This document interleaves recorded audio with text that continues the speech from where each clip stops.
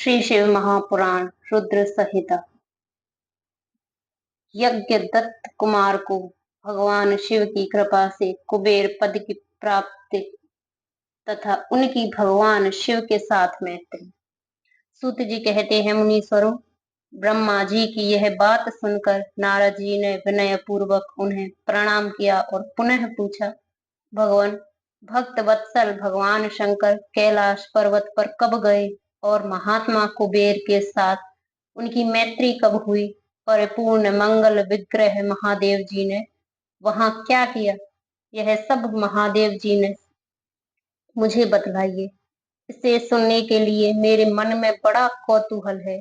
ब्रह्मा जी ने कहा, नारद, सुनो, चंद्रमौली भगवान शंकर के चरित्र वर्णन करता हूँ। वे सब कैसे कैलाश पर्वत पर गए और कुबेर की उनके साथ किस प्रकार मैत्री हुई, यह सब सुनाता हूँ। काम्पिल्य नगर में यज्ञ दत्त नाम से प्रसिद्ध एक ब्राह्मण रहते थे, जो बड़े सदाचारी थे। उनके एक पुत्र हुआ, जिनका नाम गुणनिधि था। वह बड़ा ही दुराचारी और जुआरी हो गया था। पिता ने अपने उस पुत्र को त्याग दिया। वह घर से निकल गया और कई दिनों तक भूखा भटकता रहा। एक दिन वह नैवेद्य चुराने की इच्छा से एक शिव मंदिर में गया। वहां उसने अपने वस्त्र को जलाकर उजाला किया। यह मानो उसके द्वारा भगवान शिव के लिए दीपदान किया गया। तत्पश्चात वह चोरी में पकड़ा गया और उसे प्राण दंड मिला। अपने कुकर्मों के कारण वह यमदूतों द्वारा बांधा गया। इतने में ही भगवान शंकर के पार्षद वहां आ पहुंचे और उन्होंने उसे अनेक बंधन से छुड़ा दिया। शिवगणों के संगम से उसका हृदय शुद्ध हो गया था। अतः वह उन्हीं के साथ तत्काल शिवलोक में चला गया। वहां सारे दिव्य भोगों का उपभोग तथा उमा महेश्वर का सेवन करके कालांतर में वह कलिंग राज अरिंदमक का पुत्र हुआ। वहां उसका नाम था दम। वह निरंतर भगवान शिव की सेवा में लगा रहता था। बालक होने पर भी वह दूसरे बालकों के साथ शिव का भजन किया करता था। वह क्रमशः युवा अवस्था को प्राप्त हुआ और पिता के परलोक गमन के पश्चात राज सिंहासन पर बैठा। राजा दम बड़ी प्रसन्नता के साथ सब ओर शिव धर्मों का प्रचार करने लगे। भूपाल दम का दमन करना दूसरों के लिए सर्वथा कठिन था। ब्रह्मांड समस्त शिवालयों में दीप दान करने के अतिरिक्त वे दूसरे किसी धर्म को नहीं जानते थे। उन्होंने अपने राज्य में रहने वाले समस्त ग्राम अध्यक्षों को बुलाकर यह आज्ञा दे दी कि शिव मंदिर में दीप दान करना सबके लिए अनिवार्य होगा। जिस जिस ग्राम अध्यक्ष के गांव के पास जितने शिवालय हो, वहां वहां बिना कोई विचार किए सदा दीप जलाना चाहिए। आजीवन इसी धर्म का पालन करने के कारण राजा दम ने बहुत बड़ी धर्म संपत्ति का संचय कर लिया। फिर वे काल धर्म के अधीन हो गए। दीपदान की वासना से युक्त होने के कारण उन्होंने शिवालयों में बहुत से दीप जलवाए और उसके फलस्वरूप जन्मांतर में वे यत्न पूर्वक दीपों के प्रभाव के आश्रय हो अलकापुरी के स्वामी हुए। इस प्रकार भगवान शिव के लिए किया हुआ थोड़ा सा भी पूजन या आराधना समय अनुसार महान फल देता है। ऐसा जानकर उत्तम सुख की इच्छा रखने वाले लोगों को शिव का भजन अवश्य करना चाहिए। वह दीक्षित का पुत्र जो सदा सब प्रकार के अधर्मों में ही रचा पचा रहता था, देव योग से शिवालयों में धन चुराने के लिए गया और उसके स्वार्थवश अपने कपड़ों को दीपक की बत्ती बनाकर उसने प्रकाश से शिवलिंग के ऊपर का अंधेरा दूर कर दिया। इस सत्कर्म के फलस्वरूप वह कलिंग देश का राजा हुआ और धर्म में उसका अनुराग हो गया। फिर दीपक वासना का उदय होने से शिवालयों में दीप जलवाकर उसने यह दिक्पाल का पद पा लिया। मुनीश्वर, देखो तो सही, कहाँ उसका वह कर्म और कहाँ यह दिक्पाल की पदवी, जिसका यह मानव धर्मा प्राणी इस समय यहाँ उपयोग उपभोग कर रहा है। तात यह तो उसके ऊपर शिव के संतुष्ट होने की बात बताई गई। अब एक चित्त होकर यह सुनो कि किस प्रकार सदा के लिए उसकी भगवान शिव के साथ मित्रता हो गई। मैं इस प्रसंग का तुमसे वर्णन करता हूँ। नारद, पहले के पद्म कल्प की बात है। मुझ ब्रह्मा के मानस पुत्र पुलस्त्य से विश्वा का जन्म हुआ था। विश्रवा के पुत्र वैश्रव कुबेर हुए। उन्होंने पूर्व काल में अत्यंत उग्र तपस्या के द्वारा त्रिनेत्रधारी महादेव की आराधना करके विश्वकर्मा की बनाई हुई एक अलकापुरी उपभोग किया। जब वह कल्प भी व्यतीत हो गया और मेघ वाहन कल्प आरंभ हुआ, उस समय वह यज्ञ दत्त का पुत्र, जो प्रकाश का दान करने वाला था, कुबेर के रूप में अत्यंत दुस्सह तपस्या करने लगा।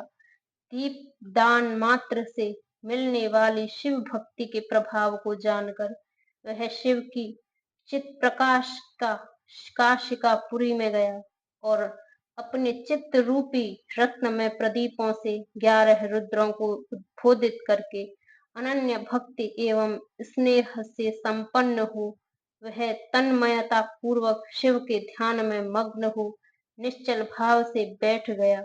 जो शिव की एकता का महान पात्र है, तप रूपी अग्नि से बड़ा हुआ है, काम क्रोध आदि महाविघ्न रूपी पतंगों के आघात से शून्य है, प्राण निरोध रूपी वायु शून्य स्थान में निश्चल भाव से प्रकाशित है, निर्मल दृष्टि के कारण स्वरूप से भी निर्मल है तथा सब भावना रूपी पुष्पों से जिसकी पूजा की गई है।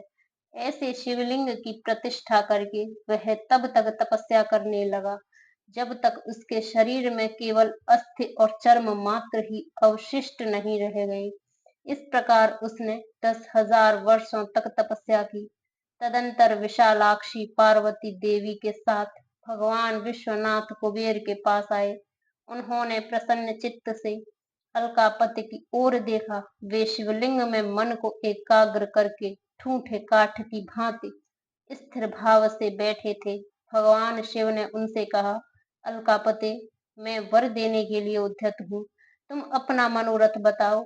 यह वाणी सुनकर तपस्या के धनी कुबेर ने ज्यों ही आंखें खोलकर देखा, त्यों ही उमा वल्लभ भगवान श्रीकंठ सामने खड़े दिखाई दिए। वे उदय काल के सहस्त्रों सूर्यों से भी अधिक तेजस्वी थे और उनके मस्तक पर चंद्रमा अपनी चांदनी बिखेर रहे थे। भगवान शंकर के तेज से उनकी आंखें चौधिया गईं।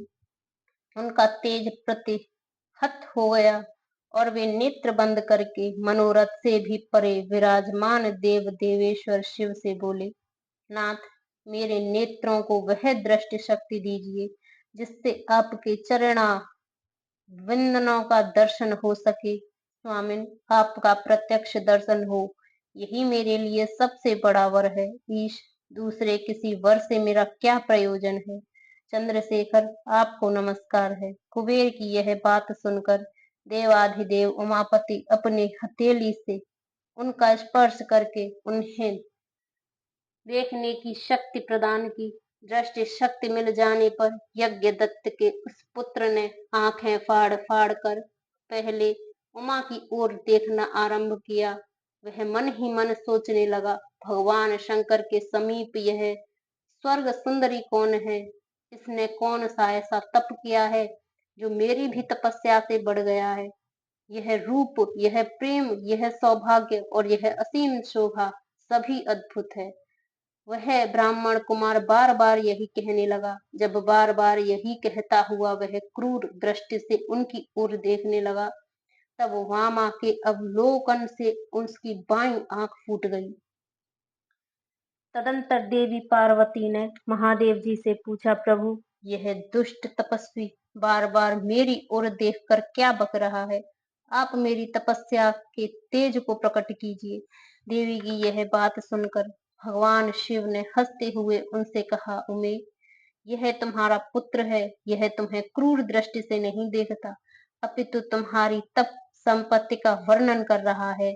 देवी से ऐसा कहकर भगवान शिव पुनः उस ब्राह्मण कुमार से बोले, वत्स, मैं तुम्हारी तपस्या से संतुष्ट होकर तुम्हें वर देता हूँ। तुम निधियों के स्वामी और ग्रहों को के राजा हो जाओ। सुव्रत यक्षों, किन्नरों और राजाओं के भी राजा होकर पुण्य जनों के पालक और सबके लिए धन के दाता बनो। मेरे साथ तुम्हारी सदा मैत्री बनी रहेगी और मैं नित्य तुम्हारे निकट निवास करूंगा। मित्र, तुम्हारी प्रीति बढ़ाने के लिए मैं अलका के पास ही रहूंगा। आओ, इन उमा देवी के चरणों में साष्टांग प्रणाम करो, क्योंकि ये तुम्हारी माता है। महाभक्त यज्ञदत्त कुमार, तुम अत्यंत प्रसन्न चित्त से इनके चरणों में गिर जाओ।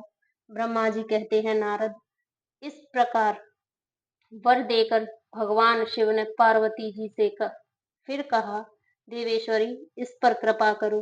तपस्विनी, यह तुम्हारा पुत्र है। भगवान शंकर का यह कथन सुनकर जगदम्बा पार्वती ने प्रसन्न चित्त हो यज्ञ दत्त कुमार से कहा, वत्स, भगवान शिव में तुम्हारी सदा निर्मल भक्ति बनी रही। तुम्हारी बाईं आंख तो फूट ही गई, इसलिए एक ही पिंगल नेत्र से युक्त रहो। महादेव जी ने जो वर दिए हैं वे सब उसी रूप में तुम्हें सुलभ हूँ बेटा। मेरे रूप के प्रति ईर्ष्या करने के कारण तुम कुबेर नाम से प्रसिद्ध होगे। इस प्रकार कुबेर को वर देकर भगवान महेश्वर पार्वती देवी के साथ अपने विश्वेश्वर धाम में चले गए। इस तरह कुबेर ने भगवान शंकर की मैत्री प्राप्त की और अलकापुरी के पास जो कैलाश पर्वत है वह शंकर का निवास हो गया। शाम शाबाश।